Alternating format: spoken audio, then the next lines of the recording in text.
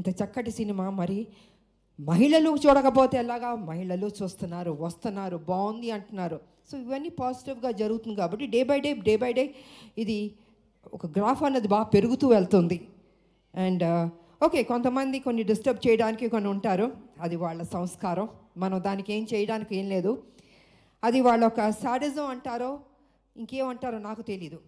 ప్రతి ఏ సినిమాకైనా కొన్ని కోట్లు ఖర్చు పెట్టి తీస్తున్న ప్రొడ్యూసర్లకి, అంత కష్టపడి చేస్తున్న హీరోలకి, ఆ టెక్నీషియన్స్కి, డైరెక్టర్లకి ఒక చిన్న అసౌకర్యం కల్పించడం అవుతుంది కదా, ఆ సినిమాని ఇబ్బంది పెట్టడం అవుతుంది కదా.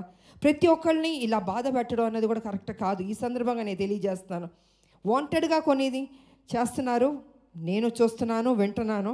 ఇది మంచి పద్ధతి కాదు. ఏ పిక్చర్ అయినా, ఏ హీరో సినిమా అయినా కూడా ఈ రకమైన ఒక నెగిటివ్ అన్నది మాట్లాడడం అది మంచి పద్ధతి కాదు. ప్రతి ఒక్క సినిమా ఆడాలని మేము అందరం కోరుకుంటాం.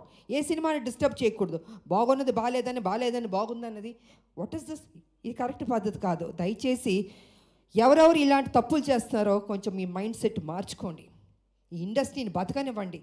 అది పెద్ద సినిమా అయినా చిన్న సినిమా అయినా ఎవరన్నా ఎన్నో హోప్స్ పెట్టుకుని ఈ ఇండస్ట్రీకి వస్తారు, వాళ్ళని ఆశీర్వదించండి. మీకు నచ్చలేదో చూడొద్దు, క్వైట్గా ఉండి. అంతేగాని సినిమాని కూని చేద్దాం అనుకుని కొంతమంది దుష్టశక్తులు ప్రయత్నిస్తారే, వాళ్ళకి నేను వార్నింగ్ ఇస్తున్నాను, దయచేసి ఆపండి. ఇంకా ఇది మంచి పద్ధతి కాదు. ఏ రూపంలోన్నా మీరు వస్తున్నారు, మీరు డిస్టర్బ్ చేస్తున్నారు. థియేటర్కి వెళ్తే ప్రజలు వెళ్తే అద్భుతంగా ఉంది అంటున్నారు. ఇంత పాజిటివ్గా చెప్తున్నప్పుడు మీరు కూడా ఒక పైచాచిక ఆనందం అన్నది తీసుకోవద్దు. మనస్ఫూర్తిగా దీవించడం నేర్చుకోండి. మీకు ఎవరైనా వెనకాల గెలుకుతూ ఎక్కిస్తూ మైండ్ వాష్ చేస్తుంటే వాళ్ళ దగ్గరికి వెళ్ళి కూర్చొని చెంచా కొట్టుకోండి, కానీ don't try to spoil the film.